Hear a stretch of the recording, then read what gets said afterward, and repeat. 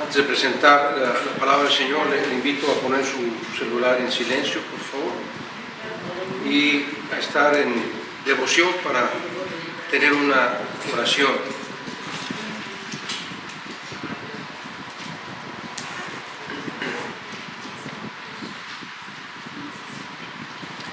Bien, vamos a orar.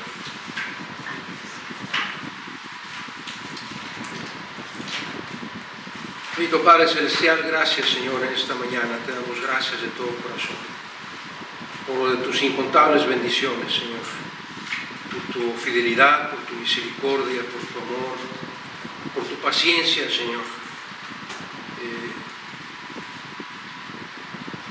por soportarnos, Señor, aún siendo nosotros tan pecadores. Te suplicamos que en esta mañana, Señor, esta hora limpie nuestra mente, nuestro corazón, nuestro espíritu de toda mancha de pecado, Señor, para que precisamente tu Santo Espíritu tome el control absoluto de nuestro ser y que estemos atentos, Señor, a la voz de tu palabra, que seas tú quien habla a través de tu siervo, Señor. Ayúdanos a comprender esta palabra, pero sobre todo, Señor, a hacerla parte de nuestra vida diaria, de tal forma que todo lo que hagamos sea agradable a ti. En el bendito nombre de nuestro Señor y Salvador Jesucristo, a Él sea la gloria, el imperio, majestad y potencia, desde la eternidad y por la eternidad.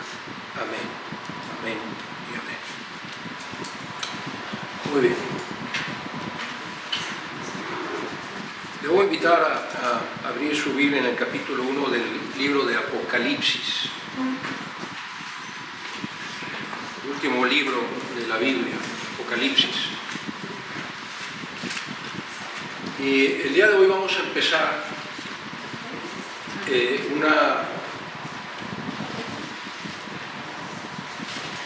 un grupo, ¿cómo puedo llamarle? Vamos a empezar a estudiar las 7 cartas de nuestro Señor Jesús a las 7 iglesias del Apocalipsis. Es una serie de sermones, 7 sermones, que espero Dios me dé fortaleza para presentarlos de acuerdo a su verdad y que a usted le dé paciencia, porque son temas difíciles a veces de comprender. Y espero no tener que presentar esta misma introducción. Este va a ser un sermón un poquito más extenso porque tengo que presentar la introducción del libro Apocalipsis y algunos temas que son importantes para entender el contexto en el cual nuestro Señor Jesús le dicta estas cartas a la iglesia, a la iglesia de Cristo. Entonces, lo primero que quiero comentarle es que es Jesús quien le dicta estas palabras. Literalmente, Jesús le dicta estas cartas al apóstol Juan. Son las palabras directas de Jesús dadas al apóstol Juan para la iglesia de Cristo.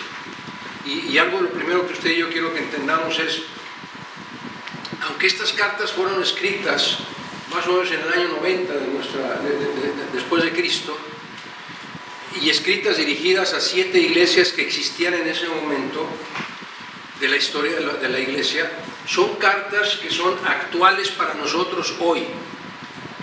Así es que quite de su cabecita, por favor, si usted le habían dicho, no, esas cartas nada más eran para las iglesias de aquel tiempo, no.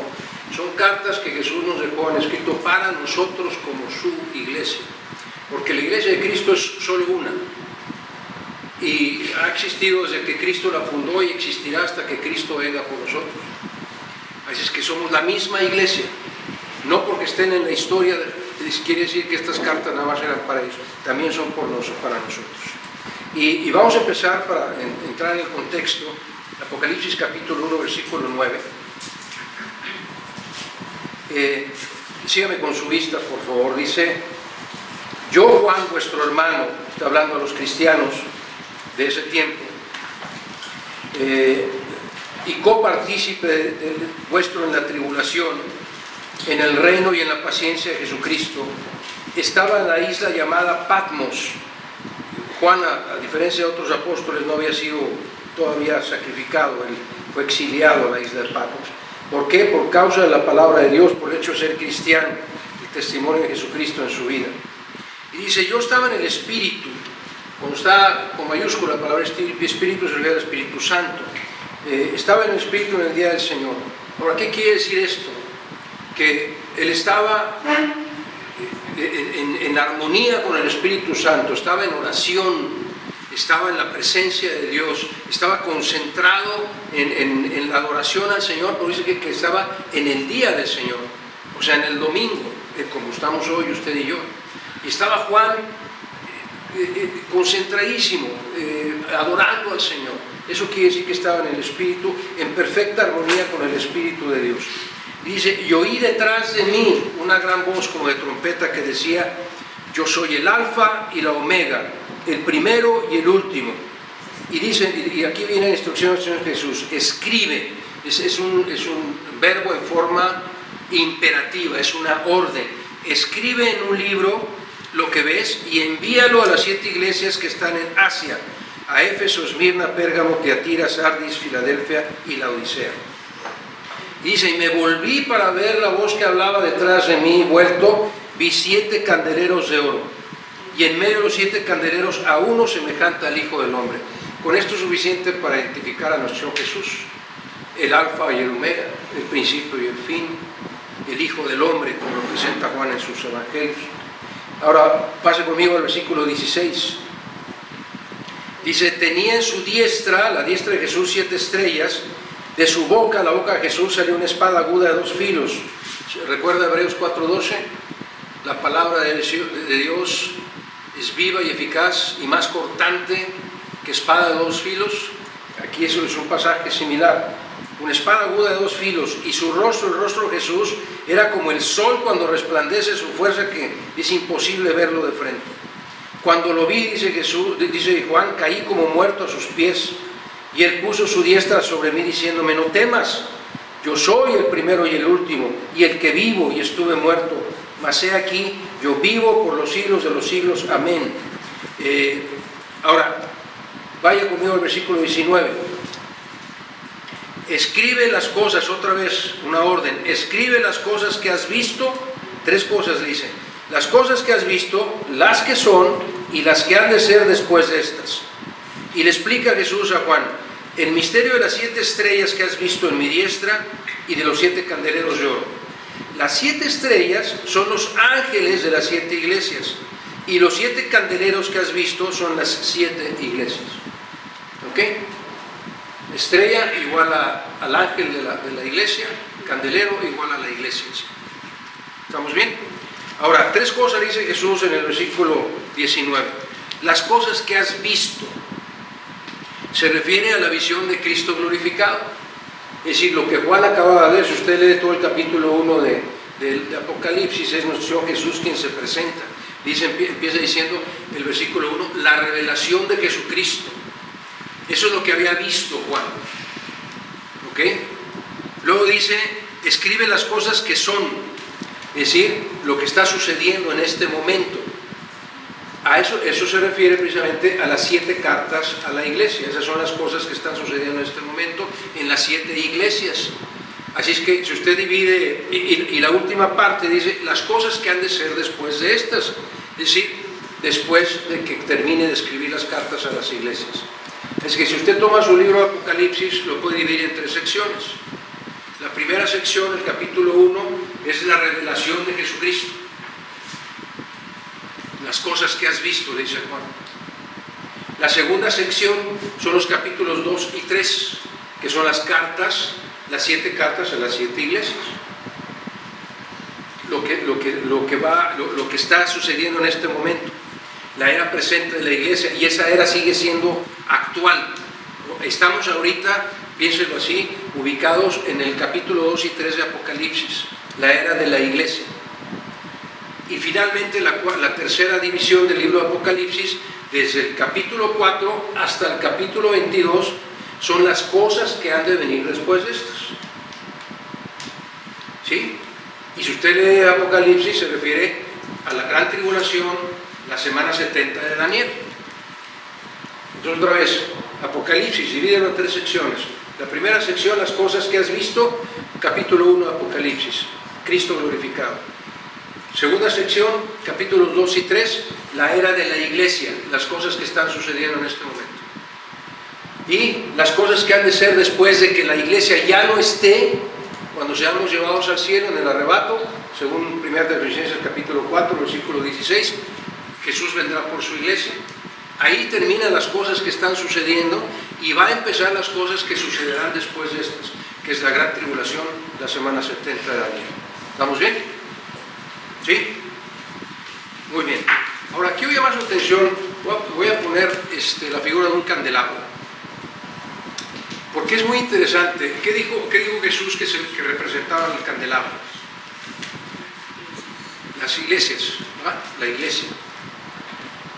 ¿Puede el candelabro llevar luz en sí misma? ¿Puede producir luz un candelabro? No. A estos candelabros se les tenía que poner aceite y luego se encendía el aceite para que produjera luz.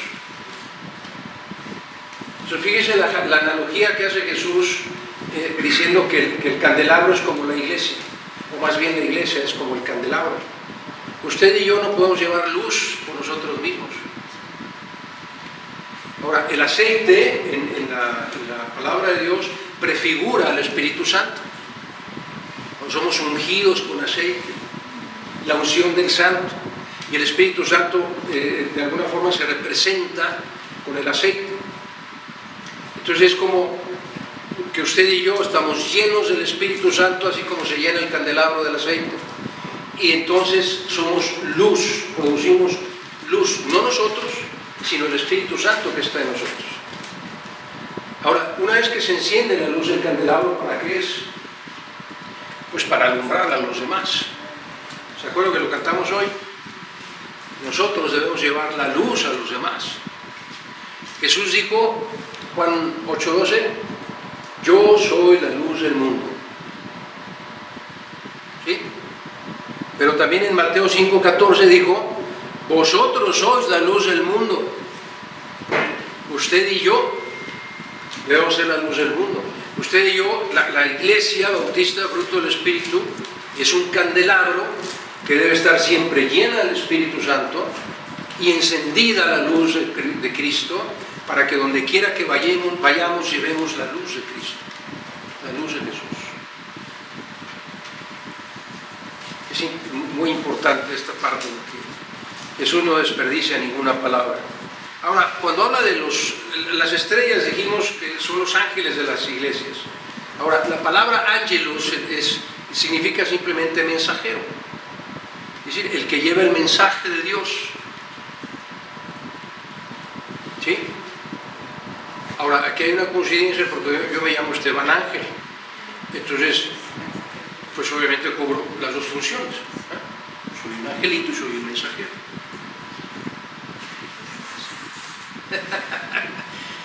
Ángel, en la palabra de Dios, es el que lleva la palabra de Dios a los demás. ¿Okay? Es un mensajero. Y entonces aquí la figura es como el apóstol Juan como profeta, igual que en el Antiguo Testamento, en el Antiguo Pacto. Dios hablaba al profeta y le decía lo que le tenía que decir al pueblo de Dios. ¿Sí? Lo mismo sucede hoy.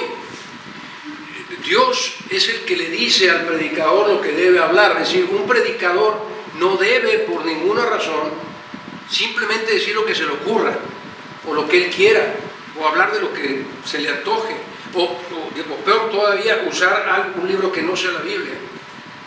Un predicador debe decir lo que el Espíritu Santo ponga en su corazón y nada más. Por eso siempre le ruego al Señor que sea Él el que habla a través de mí. Igual que en el Antiguo Testamento el profeta. Yo no soy profeta. Recibo el mensaje de Dios para transmitirlo a la iglesia. Esa es la labor del ángel o el mensajero de la iglesia. Pero no son las palabras del hombre, sino las palabras de Dios las que deben ser transmitidas. Así que es en este contexto en el que debemos entender las cartas de Jesús a las 7 iglesias. Y vamos a estudiar el día de hoy la carta precisamente a la iglesia de Éfeso. La iglesia de Éfeso, si usted recuerda, la fundó el apóstol Pablo, más o menos alrededor del año 55 de nuestra era. ¿Okay? Quiere decir que Jesús ya había partido de este mundo 20, 25 años después. Y esta carta se escribe en el año 90. Ahora, en el momento en que Pablo funda la iglesia de Éfeso, estaba Timoteo como pastor de esa iglesia. Ahorita no sabemos, 50 años después, 40 años después, si seguía Timoteo siendo el ángel de la iglesia de Éfeso. Pero la carta va dirigida a esa congregación. ¿Ok? Y vamos a leerla detenidamente. Sígame con su vista, por favor. Le dice Jesús al apóstol Juan, otra vez usa el mismo verbo en forma imperativa: escribe al mensajero de la iglesia en Éfeso, el que tiene las 7 estrellas en su diestra, el que anda en medio de los 7 candeleros de oro que anda entre la iglesia, es Jesús, dice esto, le dice a la iglesia y nos lo dice a nosotros: yo conozco tus obras, dice Jesús, y tu arduo trabajo y paciencia, y que no puedes soportar a los malos, y has probado a los que se dicen ser apóstoles y no lo son, y los has hallado mentirosos, y has sufrido, y has tenido paciencia, y has trabajado arduamente por amor de mi nombre, y no has desmayado. Versículo 4: pero tengo contra ti que has dejado tu primer amor. Recuerda, por tanto, dice Jesús, de dónde has caído, y arrepiéntete, y haz las primeras obras, pues si no, vendré pronto a ti, quitaré tu candelero de su lugar, si no te hubieras arrepentido. Pero esto tienes esto, que aborreces a las obras de los nicolaístas, los cuales yo también aborrezco. Versículo 7: el que tiene oído oiga lo que el Espíritu Santo dice a las iglesias, a todas. Al que venciere le daré a comer del árbol de la vida, el cual está en medio del paraíso de Dios. Así que vamos a dividir estas cartas, todas las cartas las vamos a dividir en estas mismas secciones. Lo primero que hace nuestro Jesús es reconocerle a la iglesia lo que ha hecho bien. ¿Sí? ¿Qué es lo que ha hecho bien la iglesia? Desde el capítulo 2, versículos 1 al 3. Le dice: yo conozco tus obras, tu arduo trabajo, paciencia, que no puedes soportar a los malos, es decir, a los no creyentes, a los que no obedecen. Has probado a los que dicen ser apóstoles, a los falsos profetas, a los falsos mensajeros, a los falsos pastores, y que no lo son, y los has hallado mentirosos. Y por todo esto has sufrido, has tenido paciencia, has trabajado arduamente por amor de mi nombre, y no has desmayado. Versículo 6. Todavía este reconocimiento le da al Señor Jesús. Tienes esto, que aborreces las obras de los nicolaítas, las cuales yo también aborrezco. Ese es el reconocimiento de Jesús. Todo esto le dice Jesús, todo esto lo has hecho bien. Todo esto lo has hecho bien. Ahora, el apóstol Pablo, que fundó la iglesia de Éfeso, allá en Hechos capítulo 19, dice en este pasaje también, en el capítulo 20, el mismo apóstol Pablo dirigiéndose a la iglesia de Éfeso. Fíjese lo que les dice el apóstol Pablo, Hechos 20, versículos 17 al 19. Enviando pues desde Mileto a Éfeso, apóstol Pablo hizo llamar a los ancianos de la iglesia. Cuando vinieron a él, Pablo les dijo: vosotros sabéis cómo me he comportado entre vosotros todo el tiempo, desde el primer día que entré en Asia, sirviendo al Señor con toda humildad y con muchas lágrimas y pruebas que me han venido de las asechanzas de los judíos. Perdóname, estoy mal con la cita. Es versículo 29, perdón. Y les dice a los ancianos de Éfeso, desde el versículo 28, por tanto mirad por vosotros y por todo el rebaño en que el Espíritu Santo has puesto por obispos, para apacentar la iglesia del Señor, la cual él ganó por su propia sangre. Y mire lo que les dice a la iglesia de Éfeso en Hechos 20:29. Porque yo sé que después de mi partida entrarán en medio de vosotros lobos rapaces que no perdonarán al rebaño, y de vosotros mismos se levantarán hombres que hablen cosas perversas para arrastrar tras sí a los discípulos. O sea, estaba ya advertida la iglesia de Éfeso que iba a haber falsos profetas, falsos maestros entre ellos. Y entre ellos están los nicolaitas. Obviamente el líder de los nicolaitas se llamaba Nicolás.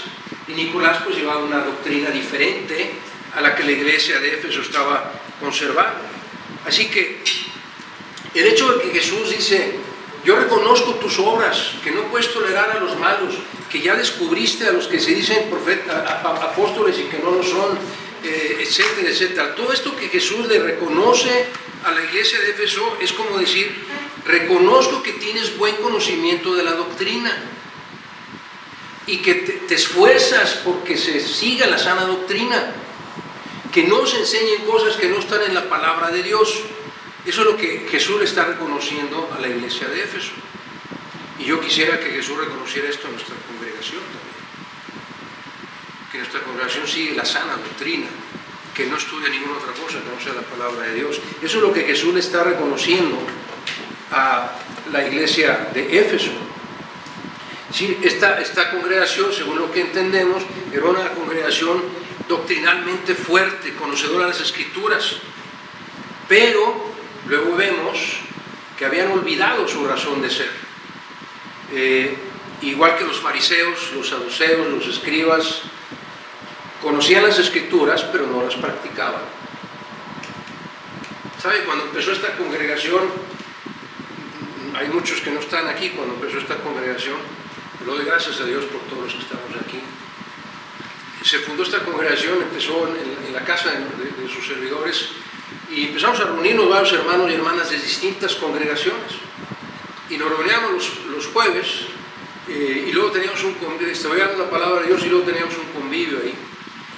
Y esto fue por muchos años. Y llegó un momento en que dijimos: oye, pues es que ya no nos vemos los domingos porque ustedes se van a esta iglesia y nosotros a esta, y todos íbamos a diferentes templos. Y un buen día el Señor puso en el corazón de nuestros hermanos y bueno, pues somos bastantes, éramos como 30 personas las que nos reuníamos ahí en la casa, y dijimos: pues mejor vamos a reunirnos también los domingos nosotros y vamos a empezar la obra. ¿Y sabe por qué se dio eso? Porque entre esas reuniones de estudio de la palabra de Dios y esos convivios se sentía amor, compañerismo. Nos amábamos unos a otros, compartíamos las cosas que Dios nos había dado. Me ponían a cocinar todos los jueves, pero eso no me importa. Lo importante era esa reunión llena de amor. Así es como empieza una congregación, fundada en el amor de Cristo. Y entonces por eso viene el reclamo de Jesús y le dice a la iglesia, viene una acusación de Jesús y le dice: pero tengo contra ti que has dejado tu primer amor. ¿Cuál es nuestro primer amor? Cristo es nuestro primer amor.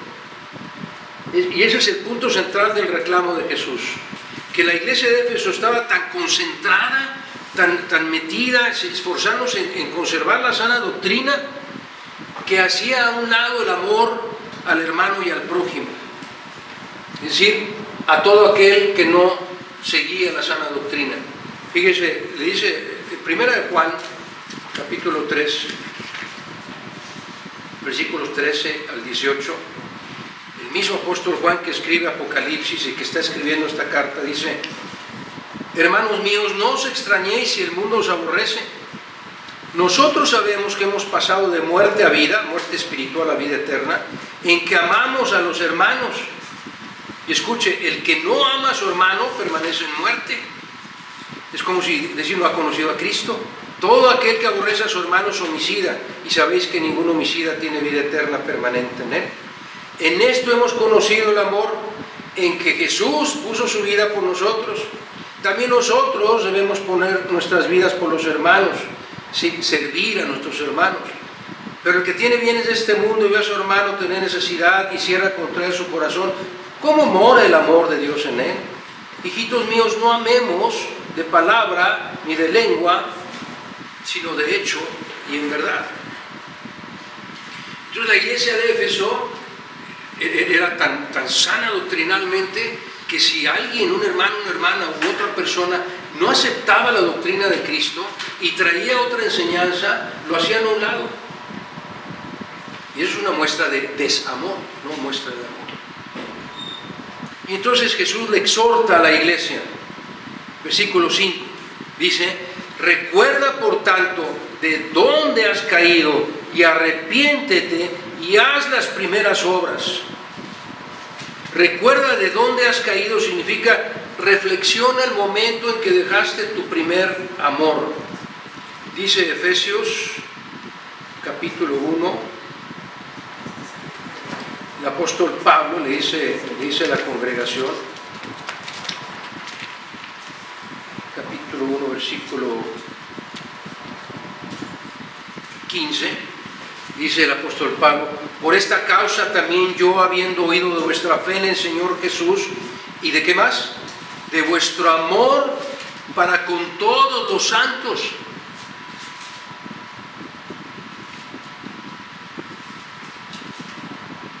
Eso quiere decir, es como si el Señor, haz las primeras obras, es decir, regresa a Efesios 1:15, que todo el mundo vea tu amor por todos los santos. Regresa, arrepiéntete, regresa y haz las primeras obras. Vuelve a ser como eras cuando Jesús te fundó. O sea, el llamado de Jesús es a mantenernos unidos por el amor a Cristo, como cantamos esta mañana, y por el amor al prójimo, como estamos estudiando esta mañana, la parábola del sembrador. Y 1 Corintios 16:22 dice: el que no amare al Señor Jesucristo sea anatema, sea maldito. El Señor viene. El que no ame al Señor Jesucristo sea maldito, dice 1 Corintios 16:22. Así es que la doctrina que nosotros tratamos de conservar y de enseñar es nuestro deber ser, pero sin dejar de amar a todos los santos y sin dejar de amar a todo aquel que Dios cruza en nuestro camino. Por eso Dios le reclama, le dice: has olvidado tu primer amor, has dejado tu primer amor. Qué bueno que te esfuerzas por conservar la sana doctrina y que estudias la palabra y te consientes y te dedicas a estudiar, qué bueno.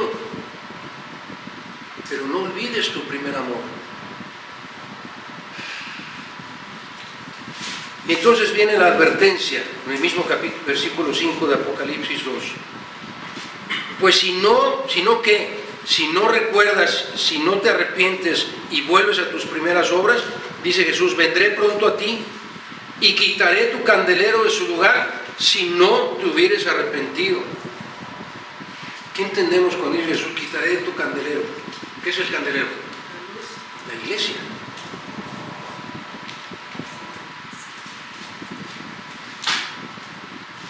Como aquel que transporta la luz, que transforma la luz. Y Jesús: te voy a quitar, no me sirves para nada.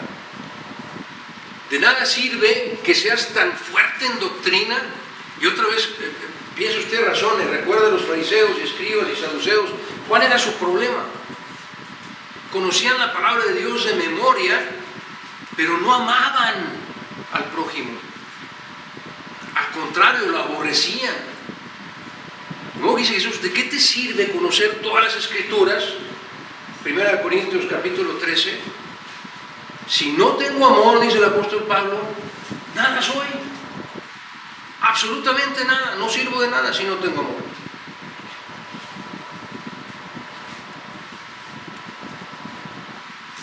Y la promesa de Jesús, con esto termina. Todas las cartas, las 7 cartas terminan con esta promesa. Con una promesa diferente, pero en este mismo contexto. Dice la promesa: el que tiene oído, oiga lo que el Espíritu Santo dice a las iglesias, a todas, a usted y a mí. Al que venciere, le daré a comer del árbol de la vida, el cual está en medio del paraíso de Dios. Y quiero llamar su atención a dos cosas, dos expresiones aquí. Las dos expresiones de Señor Jesús están en forma personal, directa. no es a toda la iglesia. Fíjense cómo dice, el que tenga oído, no dice los que tengan oído, usted y yo, que tengamos oído. La segunda, al que venciere, no dice los que vencieren, al que venciere. Las promesas de Dios son tanto individuales como grupales, es decir, son tanto para cada miembro de la iglesia como para toda la iglesia. Y la promesa es esta: al que venciere le daré a comer del árbol de la vida, el cual está en medio del paraíso de Dios. Apocalipsis 22:2.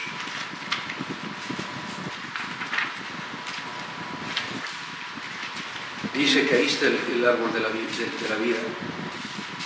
En medio de la calle de la ciudad de Jerusalén, obviamente en el cielo, en el tercer cielo, y a uno y al otro lado del río estaba el árbol de la vida. Qué hermosa promesa. Que al que venciere, Dios le va a dar a comer del árbol de la vida. ¿Y eso qué quiere decir? Si el árbol de la vida está en el paraíso, en la presencia de Dios, entonces es algo eterno. Y si de ahí nos va a dar a comer Jesús, es porque estamos en vida eterna.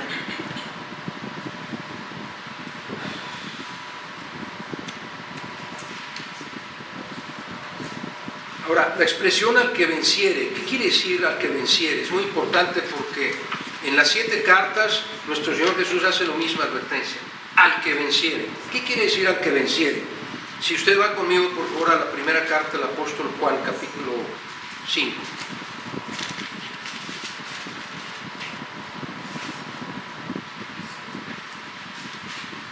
Vamos a entender en esta carta que al que venciere se refiere al verdadero creyente. ¿Sí? ¿Quién es el que va a vencer? El verdadero creyente. No aquel que dice que es cristiano, sino que el que verdaderamente es cristiano. No el que dice que es cristiano, sino el que ama, sirve y sigue a Jesús. Ese es el verdadero cristiano. ¿Ok? Y dice, primera carta de Juan, capítulo 5, versículos 4 y 5. Dice, porque todo lo que es nacido de Dios vence al mundo. Y esta es la victoria que ha vencido al mundo, dice, nuestra fe en Cristo, obviamente. Versículo 5, ¿quién es el que vence al mundo? Sino el que cree que Jesús es el Hijo de Dios. Al que venciere, es decir, el que verdaderamente cree, confiesa y profesa con su vida que cree que Jesús es el Hijo de Dios. Y por creer que Jesús es el Hijo de Dios, vive sirviendo al Hijo de Dios. Ese es el que va a vencer. Porque cuando usted o yo no tenemos el Espíritu Santo controlándonos y vienen las pruebas y van a venir las pruebas de la tribulación, si no tenemos a Dios en nuestro corazón, es imposible que soportemos. Es imposible vencer. La fe, dice, es lo que vence. Dice el versículo 4, todo lo que ha nacido de Dios vence al mundo, y esta es la victoria que ha vencido al mundo, nuestra fe en Cristo. Ahora, la promesa de Jesús no puede ser más clara y motivante. Jesús promete darnos de comer toda la eternidad del árbol de la vida. Toda la eternidad.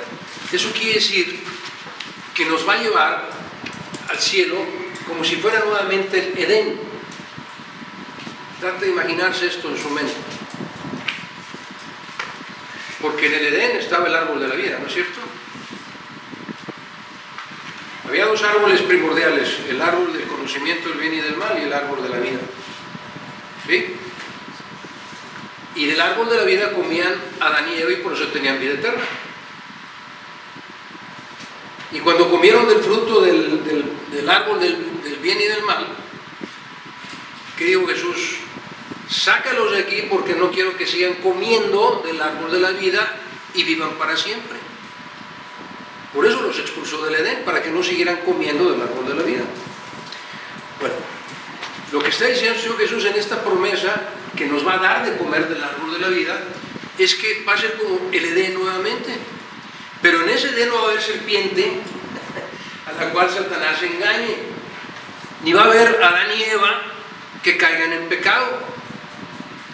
Entonces, lo que va a suceder, lo que vemos aquí, es que el cumplimiento del plan perfecto de Dios, cuando creó el Edén, será en este momento.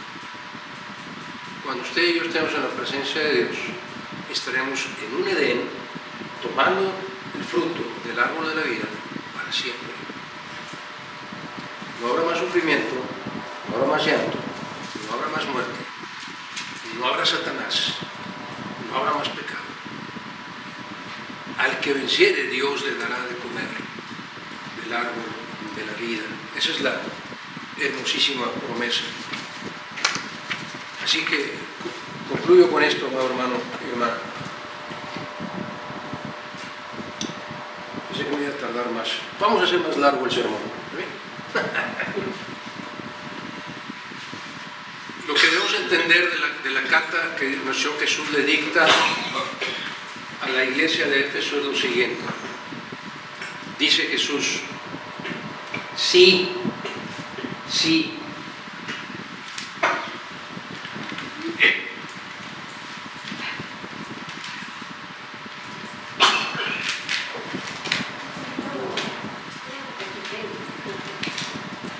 Dice nuestro Señor Jesús, nos dice a nosotros, y por favor, quiero que pongan mucha atención en esto.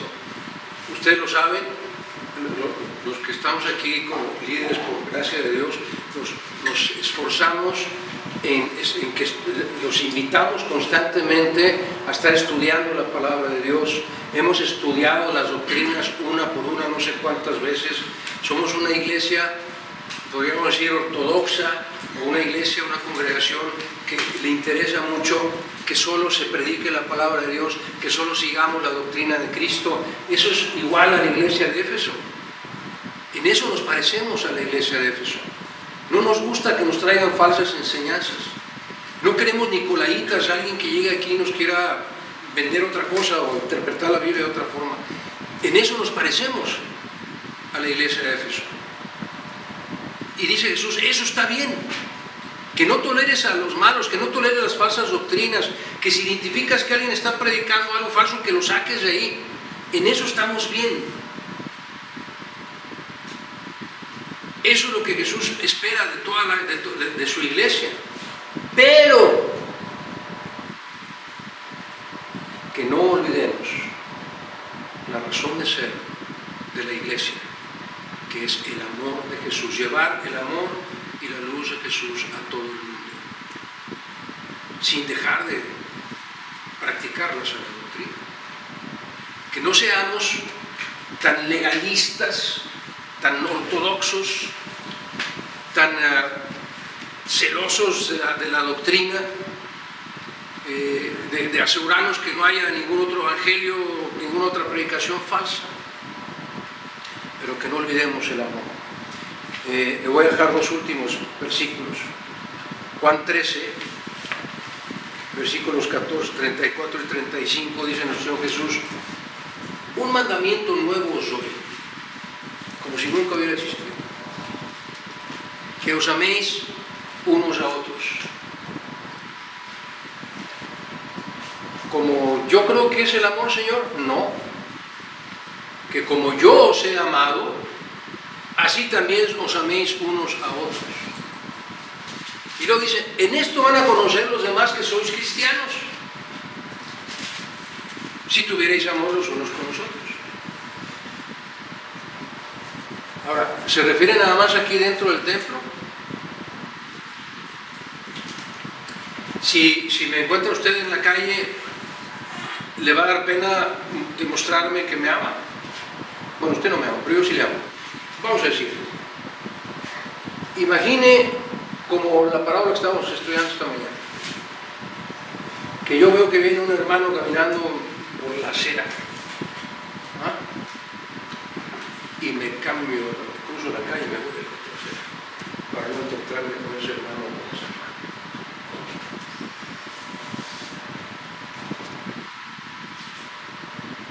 Que os améis unos a otros como yo os he amado. En esto conocerán todos, dice Jesús, si realmente eres mi hijo, si realmente eres cristiano, si realmente eres hijo de Dios. Si tuvierais amor los unos con los otros. Bien, está bien, guarda la doctrina, no te desvíes de la palabra de Dios, pero no olvides el amor al prójimo. Y lo leímos esta mañana, Gálatas 5, 14 y 15. Porque toda la ley en esta sola palabra se cumple: amarás a tu prójimo como a ti mismo. Pero si os mordéis y os coméis unos a otros, mirad que también no os consumáis unos a otros. Y si se critican unos a otros porque yo sé más que tú, porque yo me sé varios versículos y tú no, porque yo sí sirvo en la iglesia y tú no, si os mordéis y os coméis unos a otros, mirad que no os consumáis unos a otros. Nada de eso debe existir en una congregación cristiana, sino guardar la sana doctrina, sí, ser celosos de que se siga la palabra de Dios al pie de la letra, sí, eso es lo que Dios quiere, sin olvidar nuestro primer amor. El amor a cada uno de los que estamos aquí, de cada uno que entra en este templo y a cada uno de nuestros hermanos, donde quiera que vayamos. El amor al prójimo. El peligro que corre una congregación que es así extremadamente escrupulosa, legalista, es que puede provocar que algún hermano o hermana deje de amar a alguien porque ese hermano o hermana expresa una doctrina o una creencia diferente. Eso es lo que le sucedió a la iglesia de Éfeso. Si tú no crees lo que yo creo y si tú no piensas igual que yo, entonces pues no te voy a amar, no eres mi hermano. Eso es lo que había sucedido a la iglesia de Éfeso. Y no podemos permitir que eso suceda a nuestra congregación. No sea que, como dijo nuestro Señor Jesús, Él decida quitar ese candelero antes de su gloriosa venida. Las dos cosas son importantes, amados hermanos. Conocer y vivir las nuevas Sagradas Escrituras, pero también es amar a nuestros hermanos y hermanas en la fe, a nuestro prójimo como nosotros mismos.